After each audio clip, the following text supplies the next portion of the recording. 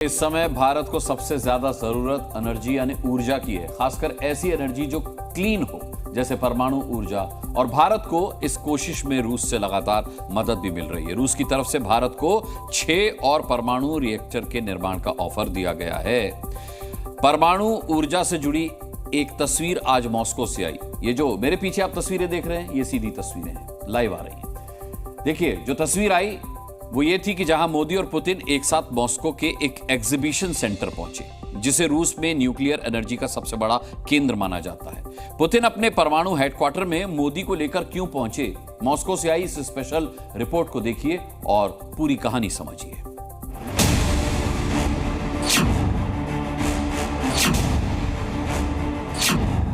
आज पुतिन ने मोदी को अपना सबसे बड़ा न्यूक्लियर एनर्जी सेंटर दिखाया। परमाणु ऊर्जा के क्षेत्र में रूस पूरी दुनिया के सबसे बड़े एक्सपर्ट्स में से एक माना जाता है और मॉस्को के एटम सेंटर में इसी का प्रदर्शन किया गया। ये वो जगह है जहां न्यूक्लियर एनर्जी पर बड़े रिसर्च और डेवलपमेंट होते हैं। पीएम मोदी के इस दौरे में दोनों देशों के बीच परमाणु ऊर्जा पर बड़े समझौते हुए। रूस की एटॉमिक एजेंसी रोसाटॉम भारत में 6 हाई पावर न्यूक्लियर प्लांट लगाएगी। इसके साथ ही भारत और रूस परमाणु ऊर्जा के क्षेत्र में मिलकर काम करेंगे।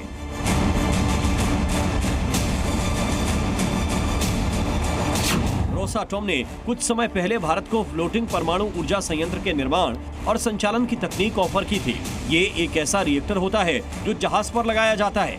इस समय रूस के पास दुनिया का इकलौता पानी पर तैरता हुआ परमाणु ऊर्जा संयंत्र है। ये परमाणु पावर प्लांट कम लागत और आसानी से किसी भी इलाके में 24 घंटे बिजली की आपूर्ति कर सकते हैं। आज क्रेमलिन में मोदी पुतिन की बातचीत में भी भारत और रूस के बीच एनर्जी का मुद्दा उठा। यहाँ पीएम मोदी ने पुतिन को सस्ते दामों पर तेल देने के लिए शुक्रिया कहा। भारत और रूस का फ्यूल के संबंध में जो एग्रीमेंट रहा, उसने दुनिया को भी एक प्रकार से मार्केट में स्टेबिलिटी देने का इनडायरेक्टली बहुत बड़ा काम किया है। हम भारत के नागरिकों को पेट्रोल डीजल के इस मार से बचा पाए, इन्फ्लेशन से बचा पाए और स्टेबिलिटी भी ला पाए। इसके लिए भी मैं आपका आभार व्यक्त करता हूं। मॉस्को में आज प्रधानमंत्री मोदी को रूस ने आधिकारिक तौर पर सबसे प्रतिष्ठित नागरिक सम्मान दिया। इस सम्मान का नाम है order of Saint Andrew the apostle. 2019 में रूस ने पीएम मोदी को यह सम्मान देने का ऐलान किया था। पुतिन ने रूस के साथ साझेदारी को बढ़ावा देने में उत्कृष्ट उपलब्धियों के लिए पीएम मोदी को यह सम्मान दिया है। 326 साल पुराने इस सम्मान की शुरुआत 1698 में हुई थी। दुनिया को भी भारत के पावर का एहसास होता है, उनको लगता है देश बदल रहा है।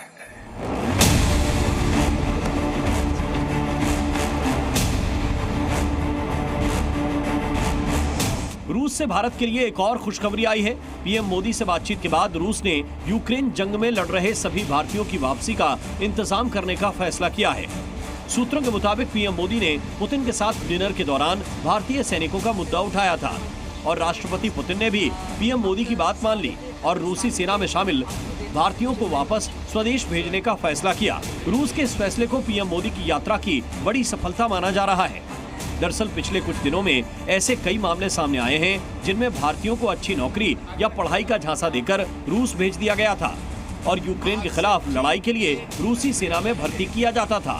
इस मुद्दे को लेके बात हुई थी और इसको लेकर भारत रेगुलर इंटरवल पे रशियन साइड के साथ बातचीत करता आया है। पर अब जब प्रधानमंत्री नरेंद्र मोदी यहाँ मॉस्को में हैं तो एक बड़ी डेवलपमेंट आ रही है इस पूरे मसले को लेकर।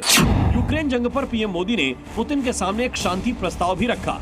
1-to-1 मुलाकात में मोदी ने कहा कि जंग से शांति का रास्ता नहीं मिलता। भारत शांति के पक्ष में है और शांति के लिए मेरे मित्र राष्ट्रपति पुतिन की कल बातों को सुन करके मेरे मन में एक आशा पैदा हुई। पुतिन ने यूक्रेन संकट का हल निकालने की कोशिशों के लिए पीएम मोदी का आभार जताया।